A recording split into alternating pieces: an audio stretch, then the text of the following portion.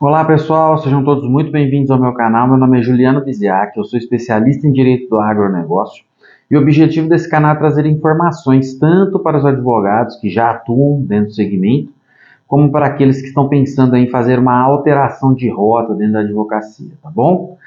O conteúdo aqui também se direciona aos produtores rurais que queiram entender um pouco mais sobre as questões burocráticas que acabam envolvendo a sua atividade, tá bom? Então, se vocês gostam desse tipo de conteúdo, curte, compartilha esse vídeo nas suas redes sociais, se inscreve no canal. Tudo isso é muito importante para que a gente possa dar continuidade aí no conteúdo que a gente produz aqui, tá bom?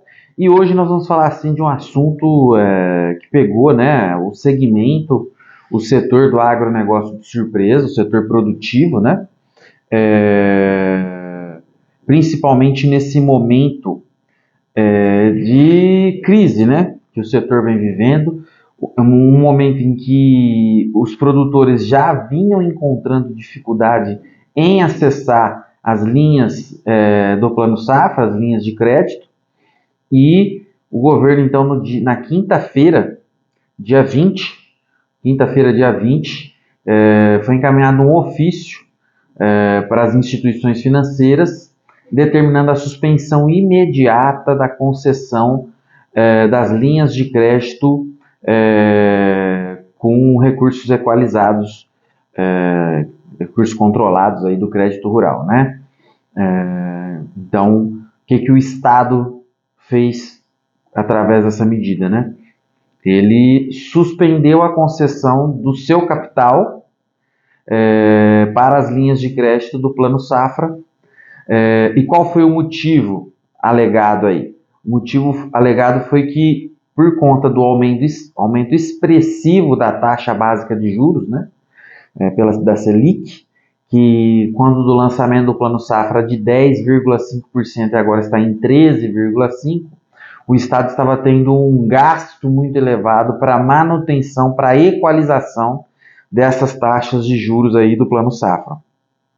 Então houve a determinação da suspensão imediata do plano, porque, assim, trocando em miúdos, né, sendo bem objetivo, ia faltar dinheiro para o Estado cobrir esse crédito rural, né, esses juros equalizados aí, porque como a taxa está muito alta, teria que cobrir essa diferença do que é contratado para o que efetivamente o mercado está cobrando, e aí há um custo muito alto por parte do Estado, né? E esse já é um recurso que é subsidiado mesmo por parte do Estado. A ideia é que os juros do Plano Safra sejam bem inferiores àqueles praticados no mercado, tá? E aí, evidentemente que o setor não recebeu bem essa medida, porque já há uma dificuldade grande por parte do setor em acessar crédito, e agora houve uma determinação para que todas as instituições que operam crédito rural suspendam a realização de novas contratações de crédito rural, de novas operações de crédito rural, tá? E aí, aqui na CNN tem uma matéria que eu vou ler um trechinho para vocês entenderem qual que é o ponto de vista do Estado aí. Em uma coletiva de imprensa realizada no começo da tarde, o ministro da Fazenda anunciou a abertura de um crédito extraordinário de 4 bilhões para destravar as linhas de crédito suspensas, ou seja, apesar de ter havido a suspensão do Plano Safra, houve um indicativo de que vai haver uma linha de crédito extraordinária de 4 bilhões. A Haddad afirmou que a medida foi a única solução viável apontada pelo Tribunal de Contas da União diante do atraso da tramitação da lei orçamentária. A MP será publicada nesta segunda-feira, então dia 24 de fevereiro, e os recursos devem ser normalizados na próxima semana. Contudo, o setor estima que o Plano Safra precisa de 22 bilhões acima dos 14 previsto inicialmente. Então, há uma defasagem muito grande entre o que o governo quer disponibilizar de crédito extraordinário agora e do que realmente seria necessário distribuir através do Plano Safra, tá?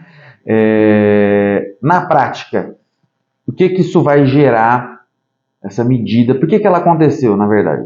Aconteceu porque o governo não tem caixa. O governo extrapolou as contas, né, os gastos públicos, e aí ele está sem caixa para manejar algumas políticas públicas.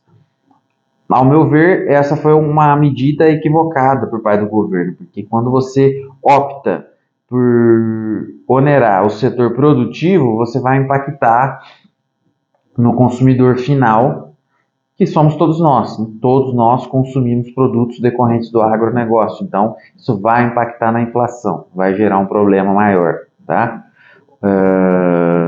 Agora, saindo dessa esfera econômica e indo para a discussão jurídica, o que nós, advogados que atuamos no agronegócio, podemos fazer para o produtor rural? Bom, o produtor rural já vinha com dificuldade de acessar crédito. Quem é produtor sabe.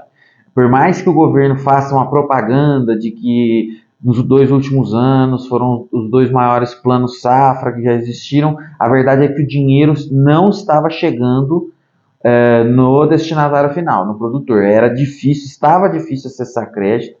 A burocracia aumentou muito justamente porque a quantidade de crédito que chegava na instituição era menor. Então, na verdade, as linhas diminuíram. Na prática, foi isso que aconteceu, tá? E como muitos produtores já estão em situação de endividamento, aí isso piorou ainda mais a situação. Então, o que acontece? Tem uma pesquisa que foi feita no final do ano passado, em que demonstra uma queda na contratação do crédito rural público e, por outro lado, uma subida no gráfico, né? Analisando o gráfico que foi apresentado na pesquisa, um aumento na contratação do crédito rural privado, tá? O que isso quer dizer? Quer dizer que o setor não deixou de demandar crédito, ele só está encontrando mais dificuldades em acessar o crédito rural público. Ele está indo para o mercado privado de crédito. O que você, advogado do agronegócio, tem que fazer? Deve fazer para auxiliar o seu cliente? Você deve orientá-lo e prestar uma assessoria jurídica a fim de conseguir com que seu cliente acesse essas linhas de crédito rural privadas, tá? E aí entra a análise de títulos de crédito, que essas operações serão instrumentalizadas de algumas formas. A CPR é uma delas, Cédula de Produto Rural, mas podem existir outras, Cédula Imobiliária Rural, enfim, CRA, Certificado de Recebíveis do Agronegócio, são muitas as opções de títulos de crédito que vão instrumentalizar. E ainda, qual é a garantia que o produtor rural terá que conceder para acessar esse crédito? Porque como nós estamos falando de um mercado privado, há uma troca, entre aspas, de favores. Então, há a concessão do crédito, por outro lado, há uma também concessão de garantia por parte do produtor. Então, é preciso analisar essa garantia, como ela está feita, orientar o produtor de quais serão as consequências da dação em garantia de parte do imóvel rural, de elaborar uma cédula imobiliária rural que tem uma garantia chamada patrimônio rural em afetação, né? Então são muitas as consequências, mas hoje eu acho que não há muita alternativa, né, diante do cenário, senão buscar crédito no mercado privado, e nós temos que entender como funciona esse mercado para poder auxiliar o produtor rural nesse momento.